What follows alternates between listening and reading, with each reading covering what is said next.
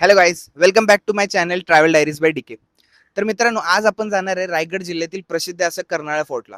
तर या व्हिडिओमध्ये आपण बघणार आहेत आपल्याला तिकडे जाण्यासाठी काय काय ऑप्शन्स अवेलेबल आहेत. या जर्नीची आपल्याला माहिती देणार आहे. त्याचसोबत आपण थोडासा इतिहास हा कर्नाळा फोर्टचा बघणार आहे. तर व्हिडिओ शेवटपर्यंत नक्की बघा. तर मित्रांनो, आमचा प्रवास सुरू झाला आहे नवी मुंबईमधून. कर्नाळ फोर्ट हा पनवेल जवळ असून मुंबई गोवा हायवेवरून सहज पोहोचता येते. इथे येण्यासाठी तुमच्याकडे 3 सोपे ऑप्शन्स आहेत. पहिला पर्याय MSRTC बस. तुम्ही पनवेल स्टँडवरून पेन किंवा अलिबागकडे जाणारी बस पकडा आणि कंडक्टरला कर्नाळ बर्ड सँक्च्युरी येथे उतरायला सांगा. तुमची तिकीट 20 ते 30 रुपये घेतली जाईल. हा सर्वात बजेट फ्रेंडली पर्याय आहे. दुसरा पर्याय म्हणजे शेअर रिक्षा किंवा टमटम. हा ऑप्शन जलद आणि सोयीचा आहे जर तुम्ही ग्रुपमध्ये ट्रॅव्हल करत असाल तर. पनवेल स्टेशन पासून ते कर्नाळ बर्ड सँक्च्युरी 300 रुपये घेतले जाते. तिसरा पर्याय म्हणजे स्वतःची कार किंवा बाईक. मुंबई गोवा हायवेवरून थेट कर्नाळ बर्ड सँक्च्युरीच्या गेट पर्यंत सहज पोहोचता येते. तर मित्रांनो, तुम्ही बघू शकता की आपण पोहोचलो आहोत कर्नाळ बर्ड सँक्च्युरीमध्ये. अनेक लोकांना वाटते की कर्नाळ फोर्ट ट्रेकसाठी वेगळे तिकीट घ्यावे लागतं, पण खरं कारण वेगळंच आहे. कर्नाळ फोर्ट हा कर्नाळ बर्ड सँक्च्युरीच्या आत आहे. त्यामुळे फोर्टवर जाण्यापूर्वी तुम्हाला सँक्च्युरीची एंट्री फी भरावी लागते. ही फी फोर्टसाठी नसून प्रोटेक्टेड फॉरेस्ट एरियामध्ये प्रवेश करण्यासाठी असते. फॉरेस्ट डिपार्टमेंट ही फी फॉरेस्ट मेंटेनन्स, ट्रेक रूटची देखभाल, wild life conservation, forest guards, cleaning and visitor फॅसिलिटीसाठी वापरते. त्यामुळे तुम्ही फक्त ट्रेक करत नाही तर या सुंदर जंगलाच्या संरक्षणासाठीही योगदान देता. आता चार्जेस बद्दल बोलायचं झालं तर इंडियन अडल्टसाठी एंट्री फी 60 रुपये आहे, तर फॉरेन टुरिस्टसाठी 120.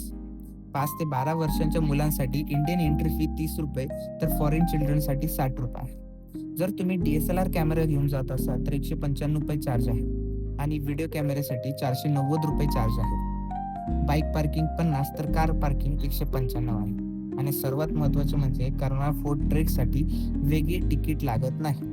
एकदा सँक्च्युरीची एंट्री तिकीट घेतली की त्यातच तुम्ही फोर्ट ट्रेक करू शकता. सँक्च्युरीची एंट्री टाइम साधारण सकाळी 7 ते दुपारी 4 पर्यंत असते. त्यामुळे वेळेत पोहोचणं खूप महत्त्वाचं आहे. आणि आणखी एक मित्रांनो, महत्त्वाची गोष्ट म्हणजे प्रत्येक मंडेला कर्नाळ बर्ड सँक्च्युरी पर्यटकांसाठी बंद असते. हा दिवस forest department maintenance, cleaning and wild life प्रोटेक्शनसाठी राखून ठेवते. त्यामुळे तुमचा ट्रेक ट्यूसडे ते संडे मध्येच प्लॅन करा. तर मित्रांनो, आपण पोहोचलेलो आहे कर्नाळ फोर्टच्या मेनच्या इथं गेटजवळ. तर इथून आपण आपलं ट्रेक चालू करणार आहे आता. तर बघूया पुढे काय होतंय, काय मजा येते, काय वाढून ठेवलेलं आहे आपल्याला पुढं.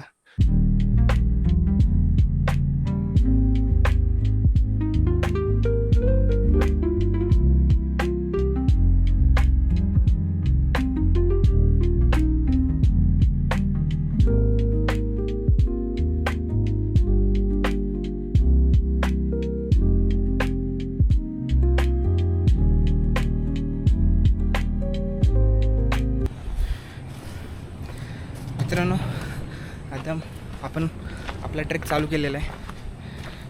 तर जवळजवळ हा ट्रेक 1.5 ते 2 तासाचा आहे. बट बघू आपण किती वेळात कंप्लीट करू शकतो हा ट्रेक. आता सध्याला वाजलेले आहेत 7:15 सकाळचे. तर चला बघूया.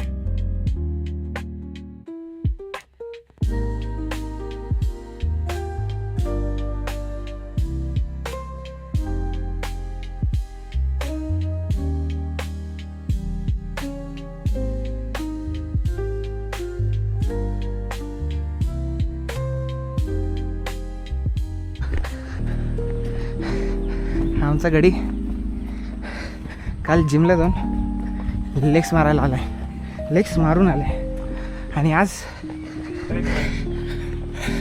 आज ट्रेकिंगला आलो आहे आम्ही. हा माझ्या बघा मित्रांनो, लेग्स मारून ट्रेकिंगला येणं डेडिकेशन.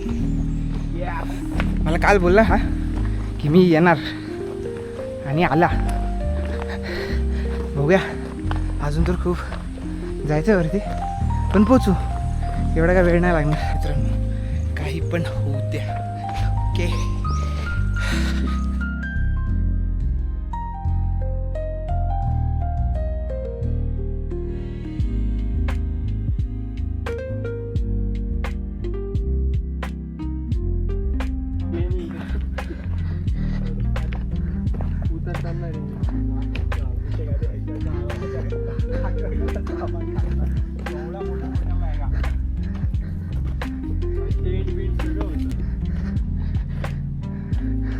हा मित्रांनो, कुठून आलाय तुम्ही लोक?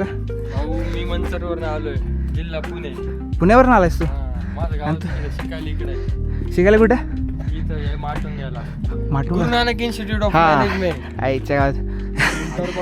तू मुद्द्याचं बोलल्यावर का कॉलेज आहे, पण आता माझी प्लेसमेंट आडली म्हणून मला काय म्हणता येत. फुल प्रमोशन करायला लागला कॉलेजचं. नको टाकू. तो माझा प्लेसमेंट वाला म्हणे हे बोलला हा पाठ माझे सर खूप चांगले आहे. नाव घे, सरांचं नाव घे. माणूस येतो. मित्र, तुम्ही लोक यायचे मित्र? हा नाही का? रस्त्यात भेटला घेऊन आले. माझी मैत्रीण आमच्या सोबत येताना पैसे नाही, बजेट नाही, बसने घेऊन आला. कोरी संग रूफ टॉपला जातो, मिंटी जामून पितो. आमचे पाणी पाजायला मरतो. आम्हाला बसने फिरणार लागतो, पण कन्सेशन मध्ये काय बोलणार.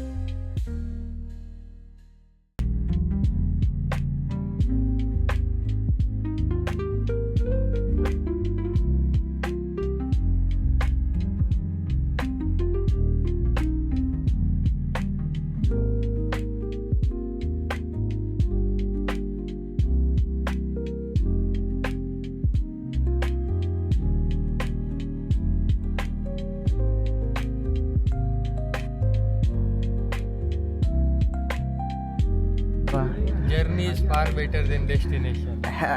Golden word by Parth.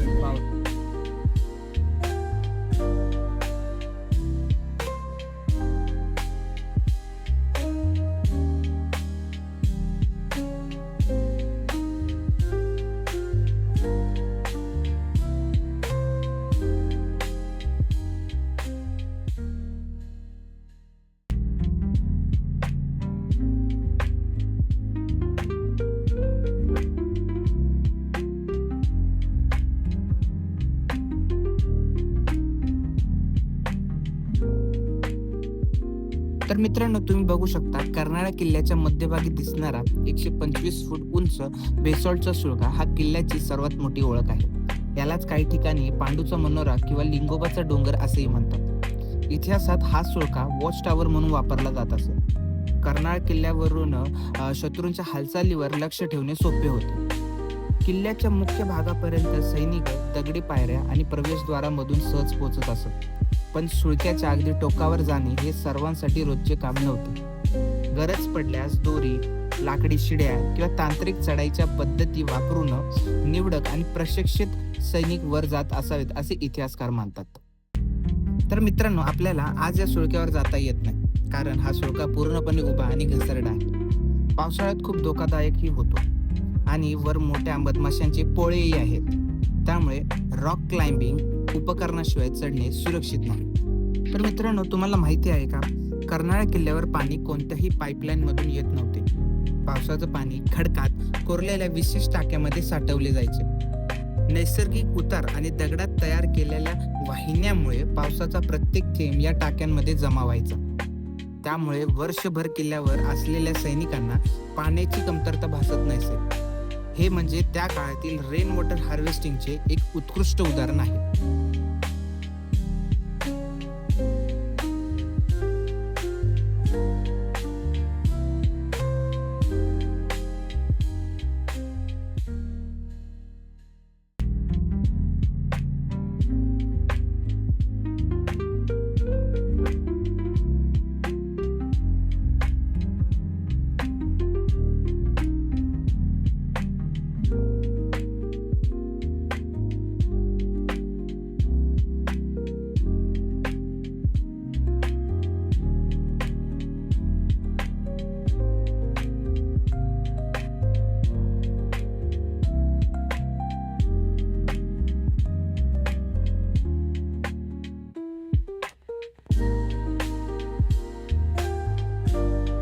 तर मित्रांनो, आता आपण कर्नाळा किल्ला एक्सप्लोर केलेला आहे. तसंच या कर्नाळा किल्ल्याचा इतिहासही फार तसा जुना आहे. हा रायगड जिल्ह्यातील पनवेलजवळ वसलेल्या कर्नाळा बर्ड सँक्च्युरी इथे हा वसलेला आहे किल्ला. समुद्र सपाटीपासून जवळजवळ 439 मीटर उंचीवर वसलेला हा किल्ला पूर्वी कोकण आणि दख्खन वरील बोरघाट वर असणारा व्यापारी मार्ग जो होता त्याच्यावरती लक्ष ठेवण्यासाठी हा बांधण्यात आलेला होता. मित्रांनो, या किल्ल्याची नेमकी उभारणी कोणी केली याच्या इतिहासात काही पुरावा नाही आहे. बट हा इसवी सन 1400च्या दरम्यान यादव किंवा तुघलक यांच्या राजवटीत बांधण्यात आला असावा. नंतर तो निजामशाहीच्या ताब्यात होता.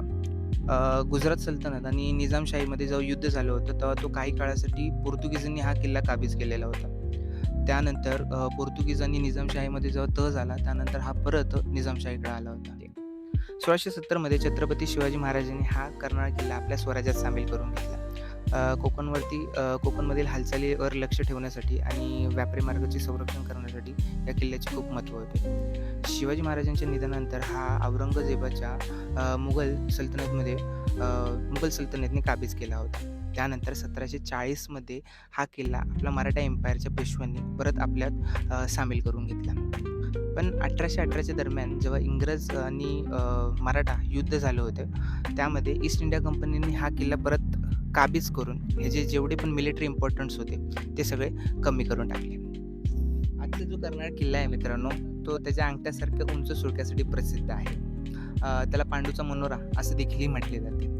किल्ल्यावर तुम्हाला तटीबंदीचे अवशेष, पाण्याची टाकी, प्रवेशद्वार, प्राचीन बांधकामाचे अवशेष हेही तुम्हाला पाहायला मिळेल. तर मित्रांनो, हा होता आपला कर्नाळा किल्ल्याचा इतिहास. फायनली आपण कर्नाळा किल्ला आता उतरत आहोत. वरचा व्ह्यू खरंच शब्दात सांगता येणार नाही. चारही बाजूने हिरवळ, डोंगर रांगा आणि शांत वातावरण. अशा ठिकाणी आलं की सगळा थकवा क्षणात निघून जातो. जर तुम्ही फोटोग्राफी किंवा व्हिडिओग्राफी करत असाल तर हे लोकेशन एकदम परफेक्ट आहे. जर तुम्ही कर्नाळा किल्ल्याला येण्याचा विचार करत असाल तर काही टिप्स लक्षात ठेवा. चांगल्या ग्रिपचे ट्रेकिंग शूज वापरा. किमान 2 लिटर पाणी सोबत ठेवा. प्लास्टिक किंवा कचरा जंगलात टाकू नका. सकाळी लवकर ट्रेक सुरू करा आणि सर्वात महत्त्वाचा नेचरचा आदर करा. तर मित्रांनो, असा होता आपला हा कर्नाळा किल्ल्याचा ट्रेक. जर तुम्हाला हा व्हिडिओ आवडला असेल तर लाईक करा, शेअर करा आणि ट्रॅव्हल डायरीज बाय टिकेला सबस्क्राईब करायला विसरू नका. कमेंट करून नक्की सांगा की नेक्स्ट प्लेस कुठला एक्सप्लोअर करायचा आहे. तोपर्यंत stay healthy and stay happy. भेटूया पुढच्या व्हिडिओमध्ये.